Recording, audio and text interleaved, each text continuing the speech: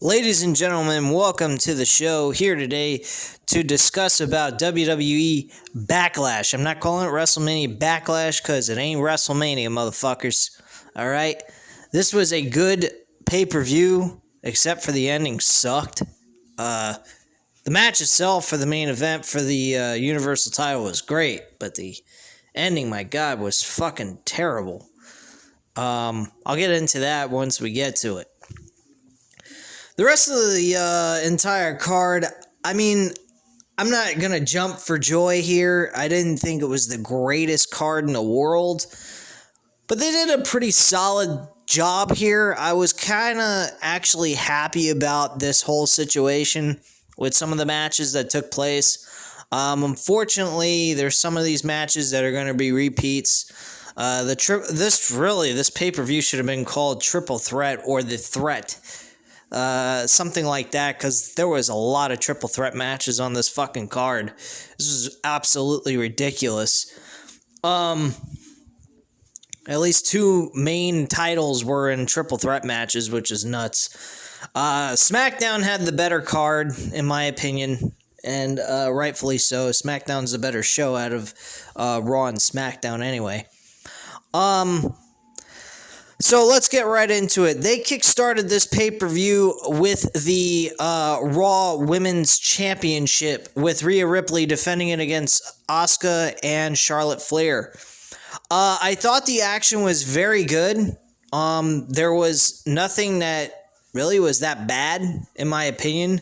Charlotte Flair did provide and perform the moonsault off the top rope. Once again, she always seems to do this in triple threat matches and does them horribly. She overshoots her two opponents every fucking time. All the time. Why don't these gals just move back a little bit further? Because she overshoots these women too much. Quite frankly, I think she needs to stop with the fucking moonsaults. They look like shit. I mean, when she does it, it looks beautiful, but the landing is just fucking terrible. But at the end of the day, Rhea Ripley managed to win this match. She actually hit the her finishing maneuver, the Riptide, and got the 1-2-3 on Asuka. Now, we all know this is not going to end here. Asuka's out of the picture. Now it's time for Charlotte Flair and Rhea Ripley. Now, here's the best part of it all. We got Hell in a Cell coming up on June 20th. Hell in a Cell. Usually it's in October. We got it here in fucking June out of fucking nowhere for no apparent reason. So I'm guaranteeing you this is one of the matches that will be inside Hell in a Cell. More than likely. I hope they have the cell as a fucking silver cell, not a fucking red Hell in a Cell. I think that is absolutely trashy looking. What else? Next match on the card was a SmackDown Tag Team titles. Rey Mysterio and Dominic Mysterio versus Dolph Ziggler and Bobby Roode for the Tag Team titles. I didn't watch too much of this. I was a little bit busy with stuff, but I did catch the ending, and Dominic Mysterio helped his dad win the match after earlier being beaten down by both Dolph Ziggler and Bobby Roode on the kickoff show. He appears near the end, hits the frog splash, and gets the 1-2-3 on Bobby Roode, and helping him and his dad become the new tag team champions. How long that lasts, who the fuck knows, and nor do they have a good division to defend the titles against anyway, so what does that matter? Alright. Next match on the card was the worst match of them all. The worst. We're supposedly having a lumberjack match, and you'd think that we're having some simplistic, wrestlers coming into the ring, surrounding the ring, and gonna do the typical ordinary thing. No. We have this pay-per-view being sponsored by Army of the Dead, I believe is what it's called, starring Batista as one of the main characters in the movie. And he also narrated the opener to the entire pay-per-view. And so because that's sponsoring the pay-per-view, we got fucking zombies. Yes, folks, zombies surrounding the ring. Now, the only good part about this was John Morrison and The Miz both looked like they were being chewed alive and eaten alive by zombies, which we can only hope that is going to write them off of television for good. Maybe this is their going away party. We're never going to see them again and be done with this. Maybe we get some different alternate character for these guys. Maybe they become a darker, sinister group. I don't know. But bottom line, it's going to make no sense anyway if they come back. I think it's best that they stay off TV for good. This being their last appearance on WWE. But I doubt that's going to happen because WWE knows nothing about making sense. Okay? So, Damian Priest defeated The Miz in this matchup, which was a god-awful match. One of the worst match on the card, as I already stated. The action was not that great. Most of the attention was paid to the fucking zombies surrounding the ring. They were both beating the shit out of the zombies by themselves as if they were in a fucking movie doing a wrestling theme type situation. I don't know. It was fucking stupid. The worst match on the card. Next after that was Bianca Belaire versus Bayley. This was WrestleMania quality. There was actually two really great matches that were WrestleMania quality, which I'll get into. This was one of them. I think this was actually Bayley versus Bianca Belaire for the SmackDown Women's title was actually better than Sasha Banks and Bianca Belaire. And Bianca Belaire versus Sasha Banks match at WrestleMania Night 1 wasn't all that bad either. But this was actually better. I couldn't believe it. This was on a B-level pay-per-view, having the fucking WrestleMania name with Backlash, which I think is fucking retarded. And it felt like a WrestleMania type of match that could have been right in front of 25,000 people that we had during the WrestleMania pay-per-view itself. So, a lot of kudos to Bayley and Bianca Belaire. The match ended with Bianca Belaire using her hair to tie up Bayley and giving her leverage on top of Bayley to get the 1-2-3 and end the match. Earlier in the match, though, Bayley was trying to use the ropes to get a leverage advantage over Bianca Belaire to get the 1-2-3. So it was poetic justice, you could say. Even though the ending was a little fucking stupid with using the hair as leverage and everything, instead of Bianca Belaire hitting her finishing maneuver, this match wasn't that bad at all, man. I loved this match. I thought it was a fun fucking match to watch. Following that, I believe the next match on the card was the WWE Championship match. It was with Braun Strowman, Bobby Lashley, and Drew McIntyre. This match, I didn't particularly give a flying fuck who won this match. This is...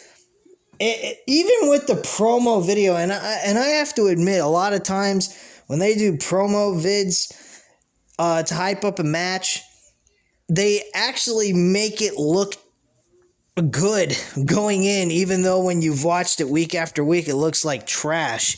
So they polish it up really nice to make it look like it was legitimately built up good.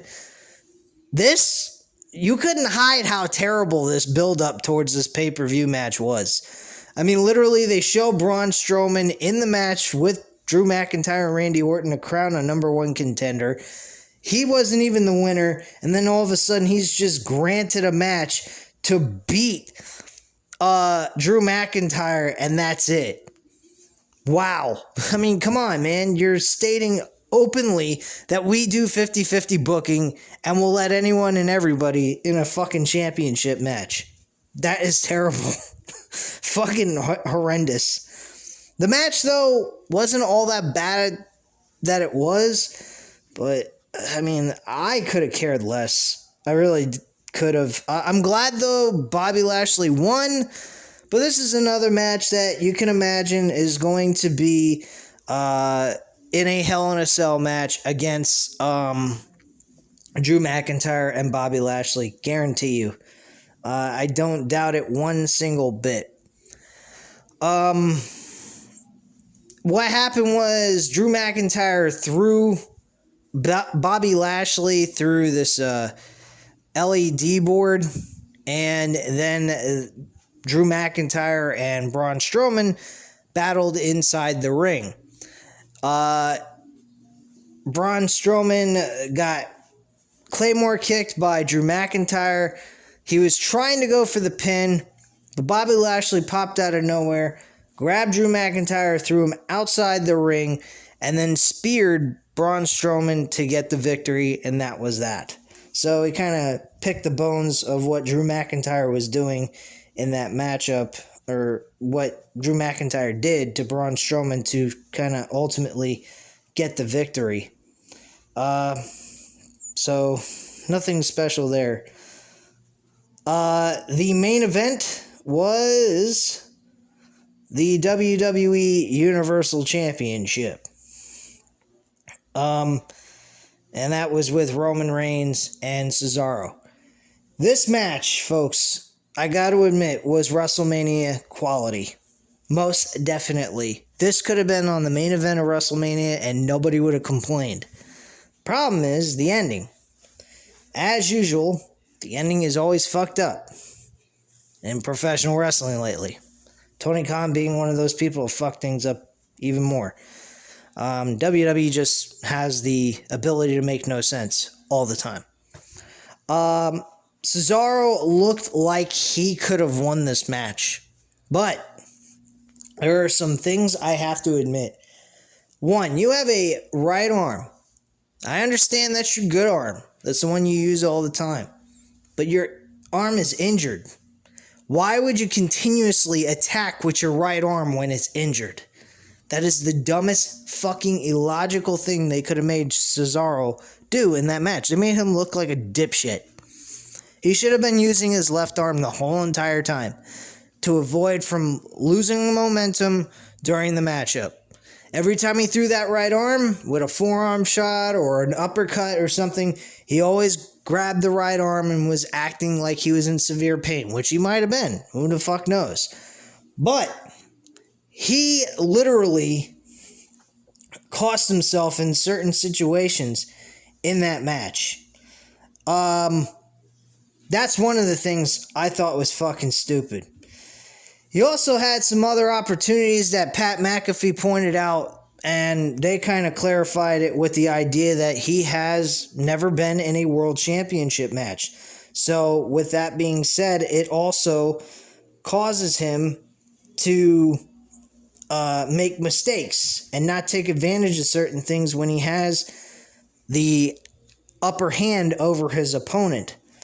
So that was a good plus by Pat McAfee. Pat McAfee, my God, during this match, he made this match so much better than what it was. And the match itself was already good to begin with. So I got to admit, guys, Pat McAfee made this match feel so much better. Michael Cole just, I don't know what he was doing. He just kind of sat there like he was the color commentator or something. Like he wasn't the main commentator of this match. He was letting Pat McAfee do all the talking for him. And Pat McAfee took complete and utter control of this match. He was literally standing out of his chair during the match when the match was going on. While the match was going on.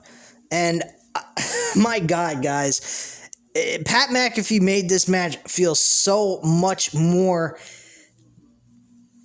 important than it was. Let's just put it that way. He did what Mauro Ranallo always does. And he did a great job. the ending was Cesaro could not get out of the guillotine. Guillotine has been Roman Reigns' best maneuver. That's his finishing maneuver. Spear isn't so much his finishing maneuver anymore. It's the guillotine, and it's very powerful, and it leaves a very good statement in the match. That he don't need to do a stupid dumbass spear, a simple little fucking spear. A guillotine does the trick for him, and I love it. It's more powerful, it's more meaningful, it shows his dominance and control over his opponent. And during this matchup, you can clearly see that against Cesaro. Cesaro was doing everything he possibly could to get out of that hold, and he just couldn't. This is shit you can see in an MMA fight anytime. It felt realistic. That is what I'm going for here. That is the best work I have ever seen. But I don't know if it's Roman Reigns or his opponents, but it seems like with every fucking match he has, with each person, his match get better and better and better. That guillotine, I love it. Screw the fucking spear. The spear is a great, powerful maneuver, but I wouldn't even care about using it. It's not something he needs to do. It's a move that's been used multiple times by different performers. Let it go. Superman punch and a guillotine works fine for me. So, bottom line, guys, they did a terrific job. At the end of the day, though, Cesaro passed out, didn't tap out. I like that image. He just passed out. He couldn't get out of the hold. He tried everything he could, and he fell short. That's it. Plain and simple. Now this is where things got really shitty. They couldn't leave it alone. They really could not leave this alone. In this case, with it being what it was, I'm glad this was not the main event of WrestleMania because of what they did at the end. Jimmy Uso came out and gave him the Samoan Hawaiian necklace thing that they have.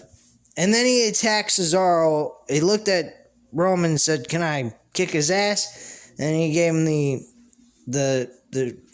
nodded his head and said, "Yep." And he kicked his ass, and then Seth Rollins comes out. And it looks like we're having a altercation or a confrontation between Roman Reigns and Seth Rollins, which I think is going to happen at SummerSlam. I really believe that's the match that they're going with, because it's a big money match that they can go with that. And of all the performers they got, Seth Rollins and Roman Reigns is the best match option you got.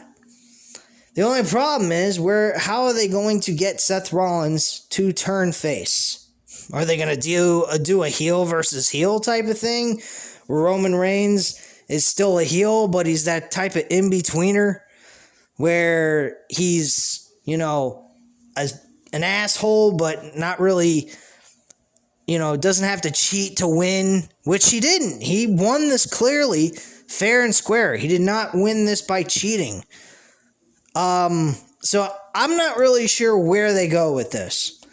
I particularly do not want to see Roman Reigns at Hell in a Cell. I don't think that he needs to be at a piece of shit pay-per-view like that. He has no rivalry that is intensified enough to be in the Hell in a Cell to begin with. So I don't particularly see it.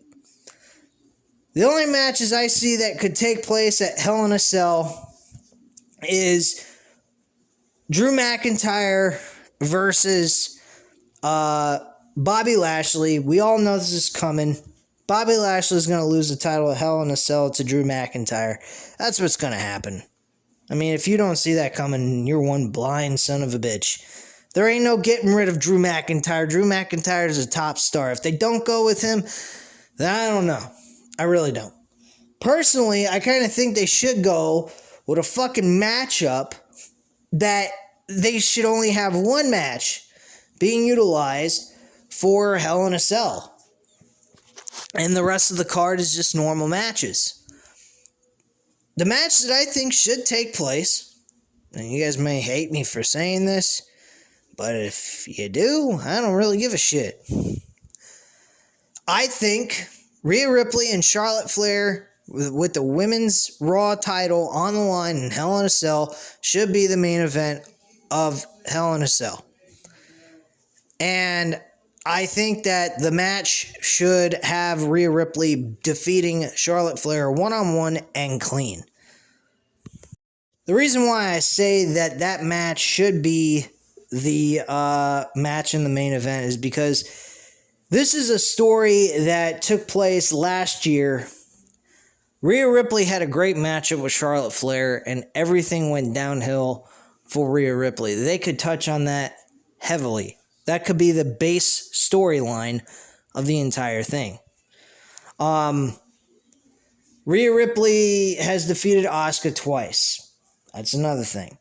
Charlotte Flair has defeated Asuka, I think, twice or more than twice, but whatever the case is what it is. I don't give a shit on that. But they could have they could go ahead and go with that story. Personally, I think that they have something that they could build on, but the problem is I've seen the way Rhea Ripley has been lately since she's moved over to Raw. She has no personality anymore. She doesn't seem all that tough.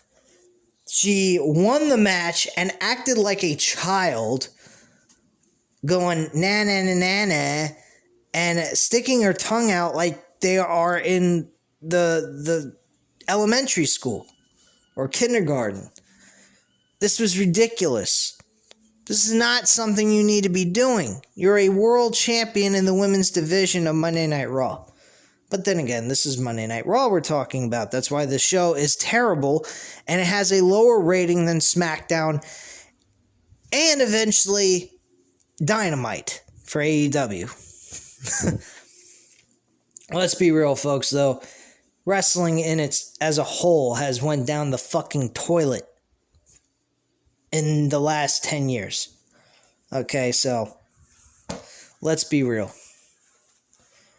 I personally, I don't know. I am not exactly super excited about what's going on with this company, as usual. Dynamite's been good, somewhat not. But I will admit that world title match between Reigns and Cesaro was fucking unbelievable. I was super impressed by him and what they did and what they accomplished. The ending, though, I don't know what to say. They had Seth Rollins come out and beat the shit out of fucking Cesaro. I don't understand it. What does Cesaro need to come out for? What is the reasoning behind this? I just, folks, if you have any idea why he did that, please let me know, because it makes no fucking sense.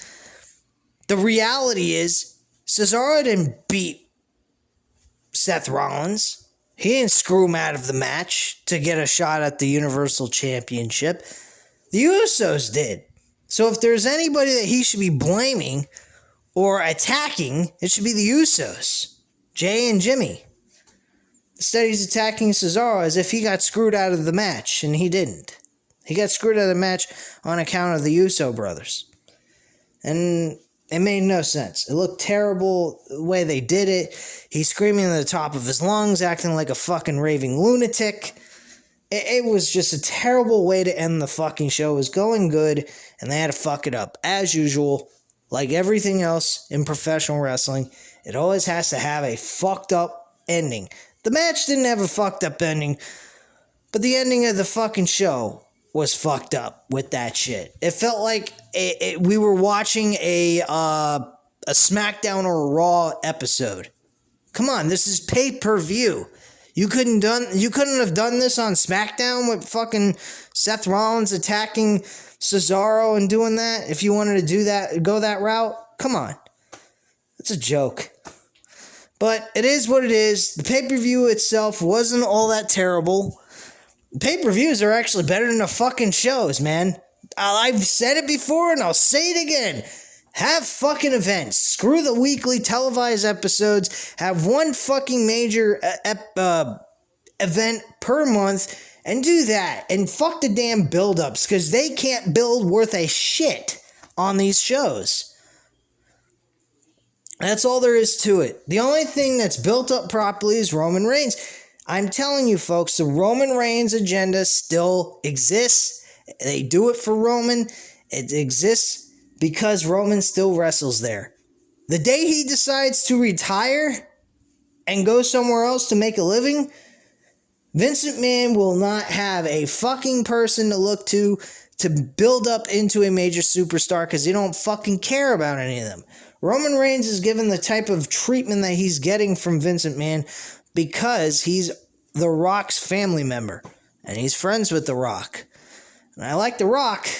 I kind of question his judgment on Friends, but Vince McMahon hasn't treated him all that bad in his career, so I can't dislike The Rock for being friends with Vince McMahon. Vince McMahon seemed to show a lot of care for him, so I can't hate him, nor The Undertaker. The Undertaker has gotten a lot of respect from Vince McMahon as well, and why not? He gave Vince McMahon everything he could ever want for his fucked up company. Bottom line, guys, I don't really know what to say to the ending outside of it sucked. And that's pretty much it. So anyway, guys, you know what to do. Hit the like button if you like this video. Hit the subscribe button if you're not already subscribed to the channel. And leave a comment down below. I'll definitely get back to you on that. And I thank you guys very much for watching. Have a great night, guys. Bye.